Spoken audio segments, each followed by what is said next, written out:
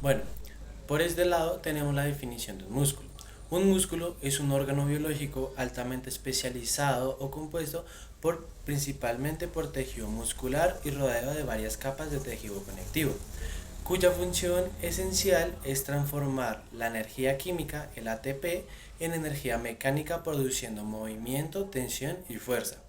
Está formado por fibras musculares multinucleadas organizadas en fascículos junto con vasos sanguíneos, con nervios, proteínas contráctiles y elementos estructurales que le permiten generar contracciones voluntarias e involuntarias.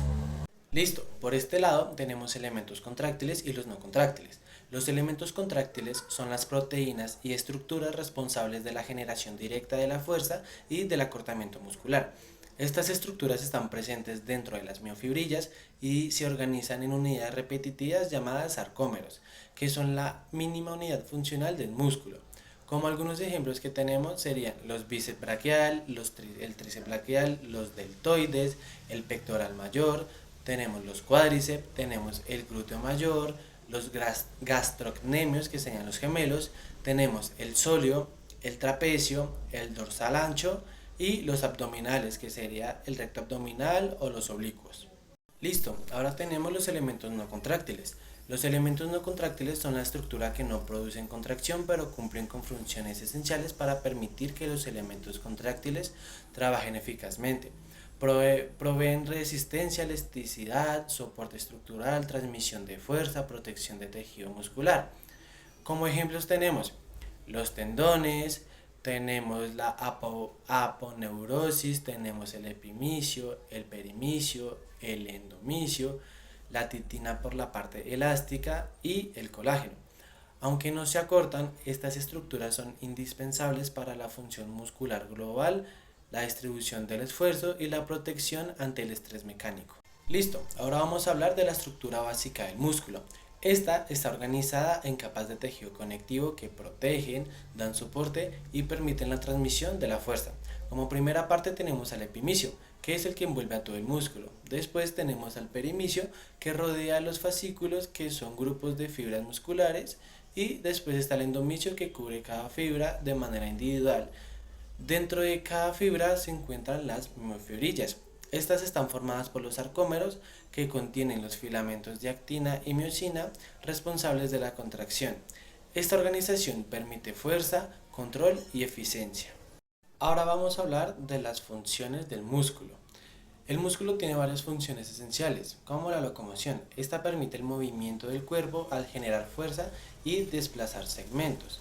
Después está la termorregulación, que produce calor mediante la contracción muscular, especialmente cuando hay temblor.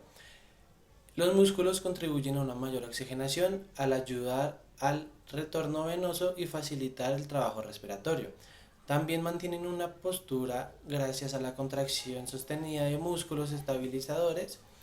Y en la expresión o gestión facial, los músculos faciales permiten gestos, comunicación emocional y control fino del rostro. Además de esto, el músculo tiene una función endocrina, liberando mioquinas que regulan el metabolismo, la inflamación y la salud general. Listo, ahora vamos a hablar de las propiedades mecánicas del músculo. Estas son cualidades que permiten su respuesta y adaptación durante el movimiento y el esfuerzo. Como primera tenemos la excitabilidad, que es la capacidad de recibir y responder a estímulos nerviosos. La segunda es la contractibilidad. Esta permite generar fuerza y acortarse para producir el movimiento. Después está la extensibilidad, que es la habilidad de alargarse sin sufrir daño cuando actúan fuerzas externas. Después está la elasticidad, que permite recuperar su forma y longitud originales después de una contracción o estiramiento. La tonicidad mantiene un nivel constante de tensión que sostiene la postura y prepara al músculo para actuar. Finalmente está la plasticidad, es la capacidad de adaptarse estructural y funcionalmente hasta ante el entrenamiento, el desuso o la lesión. Bueno, entonces como tal, para seguir, bueno, para dando continuidad al video, podemos evidenciar que pues tenemos varias formas de los músculos, ¿sí? Pues acá pues las tenemos directamente las 8 formas Vamos a, pues, a mencionarlas cada uno y como dar un rasgo, ¿sí? En general, por decirlo de ellos, que se identifiquen como tal con esa forma, ¿sí? Entonces empezamos con las convergentes. Estos convergentes son una forma, tiene una forma de músculos en donde son planos, ¿sí? Continuamos con lo que es, con las fusiformes. En las fusiformes tenemos de que un rasgo a nivel general, por así decirlo, de esta forma muscular es que estos son delgados, ¿sí? Continuando con los paralelos, tenemos como un rasgo general en donde pues tienen como el mismo ancho y la misma forma, ¿sí? Entonces digámoslo así, que son como músculos, por decirlo así, en palabras coloquiales, que son como la misma forma, por decirlo así, como si fuesen gemelos.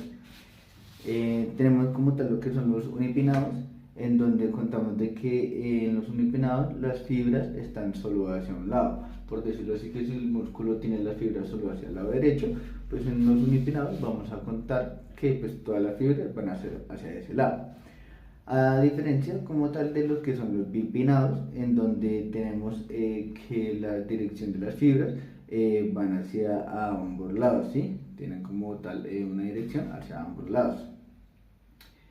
En los multipinados tenemos un rasgo general, por decirlo así, en donde las fibras musculares van en diferentes direcciones, ya sea hacia arriba o hacia abajo, hacia los lados, por así decirlo, pues para que se pueda pues, entender más.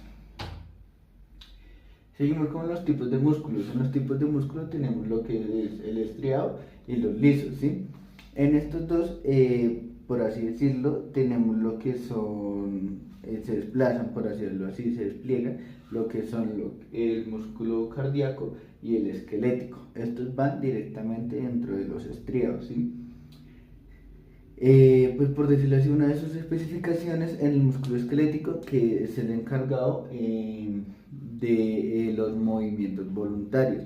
Uno de los ejemplos que podemos tener es como que nos ayuda a generar como la postura y los músculos, los tipos de músculos esqueléticos nos ayudan como tal a generar lo que es el calor, por decirlo así, corporal, ¿sí? Con el cardíaco tenemos lo que son los movimientos involuntarios.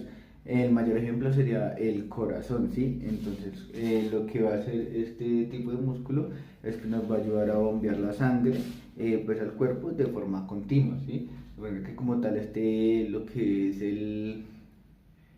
el músculo cardíaco, pues son movimientos involuntarios. Ya con lo que es con el tipo liso, en estos como tal los abarcamos, o por decirlo así, los encontramos en los que son las paredes de los órganos, ¿sí? Pues ya como tal estos son como los recubrimientos, por así decirlo. Este tipo de músculo genera lo que son movimientos involuntarios, ¿sí? Por decirlo así, tiene también lo que es una capacidad contráctil en donde evidenciamos que es suave, simpático y parasimpático, ¿vale? Como tal, estos serían los tres tipos de músculos, por así decirlo. Entonces, acá seguiríamos con lo que son los tipos de fibras. Entonces vamos a tener básicamente tres tipos de fibras. Tenemos lo que es la primera, que es la tipo 1, que la conocemos como fibras rojas o lentas y oxidativas, ¿sí? Entonces, como la diferencia en estas básicamente entre las tres tipos de fibras que tenemos es que en unas va a incrementar lo que es la potencia y va a incrementar la potencia o incrementa la resistencia. En este caso como tal, lo que son las fibras rojas, podemos evidenciar que este tipo de fibras las tienen lo que aumenta lo que es, o por decirlo así, tiene cavidad en las personas que tienen más resistencia y vamos a tener menos potencia. Luego vamos a seguir con lo que son las fibras blancas, que son las comúnmente conocidas como las tipo 2X, ¿listo? En este tipo de fibras podemos evidenciar que la potencia va a ser mucho más alta que la resistencia. Y ya por último tenemos lo que es la fibra tipo 2A, que son las fibras rosadas o las fibras, por decirlo así, intermedias, que va a tener tanto potencia como resistencia. Esta nos va a manejar, por decirlo así, las dos cosas. En tipos de contracción muscular tenemos lo que es la estática y la dinámica. Entonces vamos a empezar como tal con lo que es la estática. En la estática vamos a conocer lo que es la isométrica. Básicamente lo que es la isométrica, la contracción muscular isométrica, es que vamos a generar una tensión muscular, pero sin un cambio directamente, ya sea en longitud o en un desplazamiento. Como tal, vamos a, por decirlo así, vamos a mantener lo que es la postura. Ya en los tipos de contracción, entrando más que todo en la dinámica, vamos a tener lo que son 4: concéntrica, excéntrica, ausotónica y isocinética. Estas 4 como tal. Entonces, en la concéntrica encontramos que la tensión muscular, el punto de inserción, se va a cortar cuando le generemos como tal esta tensión muscular. O sea, en la concéntrica la tensión muscular lo que hace es acortarse. A diferencia de la excéntrica, que en la excéntrica lo que tenemos es que cuando tenemos la contracción muscular, por así decirlo, se va a alargar directamente en el punto de inserción, perdón. En la usotónica, en esta como tal lo que evidenciamos son la combinación de las 3 que hemos mencionado, tanto la concéntrica, la excéntrica y la isométrica, ¿sí? Entonces, en esta usotónica se van a combinar estas 3 contracciones musculares. Por último, tenemos lo que es la contracción muscular isocinética. Básicamente, esta contracción muscular lo que nos hace o lo que realiza, por así decirlo, es que se contraiga a una velocidad constante. Esto ya pues directamente requiere pues de ciertas, por decirlo así, ayudas para que se mantenga esa contracción muscular. Debe ser constantemente, por así decirlo, una velocidad pues que sea adecuada. Ya por último tenemos lo que es el paso a paso de la contracción muscular. Ya directamente debemos de tener en cuenta de que esto se le denomina como potencial de acción. Entonces esto claramente empieza desde lo que es un neurotransmisor, en donde directamente desde los túbulos se van a liberar lo que es el calcio, se libera el calcio hacia el retículo endoplasmático, en donde pues el calcio va, por decirlo así, a navegar, y este se va a unir directamente con la antroponina.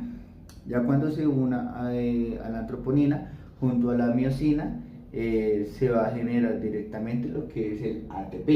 Entonces directamente sería acá, se empezaría desde acá, es como un ciclo, por así decirlo, en donde se libera el calcio y va viajando directamente por todo. Vamos a encontrar el ADP acá y se va a unir directamente entonces con lo que es la miosina para generar el ATP, liberando lo que es el fosfato para convertirlo, en lo que es un ATP. Esto es como tal un ciclo, por decirlo así, en donde se va a repetir esta secuencia.